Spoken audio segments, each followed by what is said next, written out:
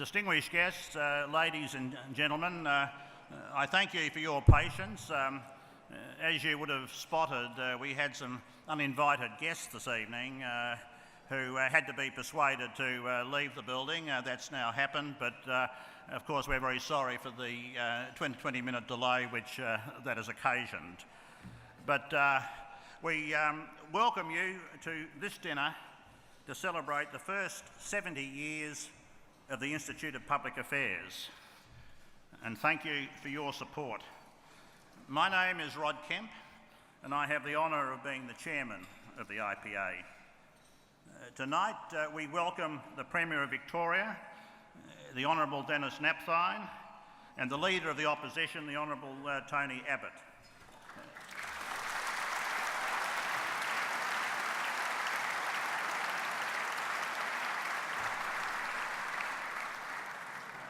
We will be hearing from both these political leaders during the evening.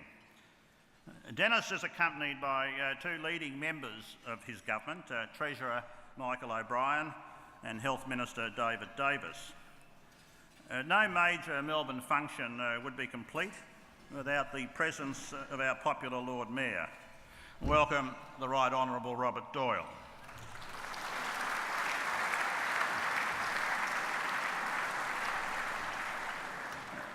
The IPA is honoured that Rupert Murdoch accepted our invitation to provide the keynote address to this dinner. He will be introduced by the long-standing IPA supporter and former board member Hugh Morgan. The Murdoch family has had a long association with the IPA.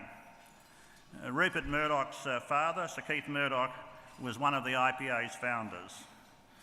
Rupert Murdoch himself was an IPA councillor during the 80s. His sister Janet and husband John Calvert-Jones, also a former IPA board member, are with us this evening. Dame Elizabeth Murdoch was a long-time IPA member and supporter, and we were delighted that Dame Elizabeth was able to attend our launch just 2 years ago for the IPA's Foundation of Western Civilisation program. On the passing of Dame Elizabeth, we lost a great Melburnian, Victorian and Australian. The Archbishop of Sydney, His Eminence Cardinal Pell, has returned from Rome, and we're delighted, sir, to see you with us this evening.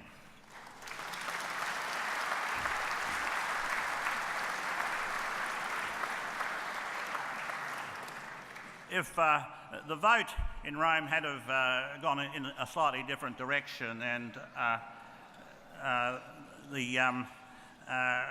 Cardinal Pell was called to higher office, of course he couldn't have been here this evening, so there is at least one bright spot there for us.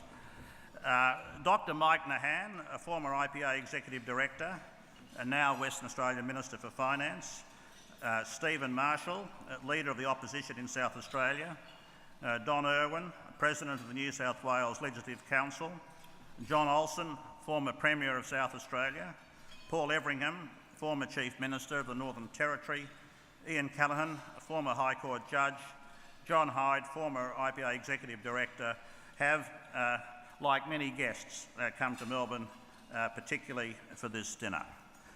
And one guest who flew particularly for this dinner is, of course, Mrs. Gina Reinhardt.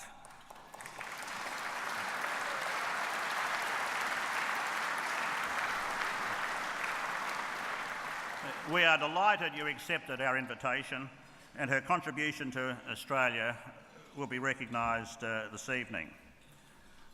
Former Liberal federal ministers Richard Alston, David Kemp, Santo Santoro, Jim Carlton, and former Keating Minister Gary Johns are of course welcome guests here this evening. This evening we recognise the achievement of those who founded and helped lead the IPA over the last 70 years. We will also provide you with an insight into the IPA's current activities and the impact that we believe we are having on public policy. I would like to recognise former IPA Chairman Charles Goode, Michael Robinson and Alan Stockdale. Sir James Balderston was IPA chairman when I joined the Institute in 1983. He cannot be with us, but it is appropriate that we recall this evening the fine leadership he gave to the Institute. The Institute was established in 1943 by leading businessmen to help counter the push in Australia towards a socialist planned economy and to provide policy alternatives which could build an economy based on free enterprise. The IPA can lay claim, I think, to being the oldest think tank of the so-called modern era. The IPA became one of the leading voices in public debate, supporting free enterprise, limited government, democracy and individual freedom. As I look round this great hall tonight and acknowledge the very many distinguished Australians who have joined us for this function, I cannot help reflecting how moved my father, C.D. Kemp, himself a founder of the IPA and executive director for 33 years, would have been at the role the Institute has come to play in Australian public life. My father's dream was that the IPA would help Australians to understand the basic principles of government policy that would help create opportunities for all, build prosperity through freedom of enterprise and keep our country secure.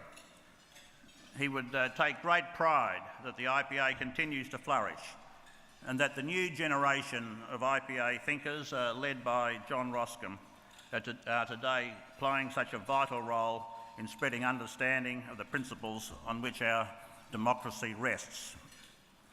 On behalf of the IPA Council, Janet Barlow, Maurice O'Shannessy, Will Morgan, Michael Foley, Tom Quirk, Michael Kroger, Michael Higginbotham and Alan Pidgeon, I'd like to thank you for joining us tonight and express the hope that you will have a most enjoyable and productive evening.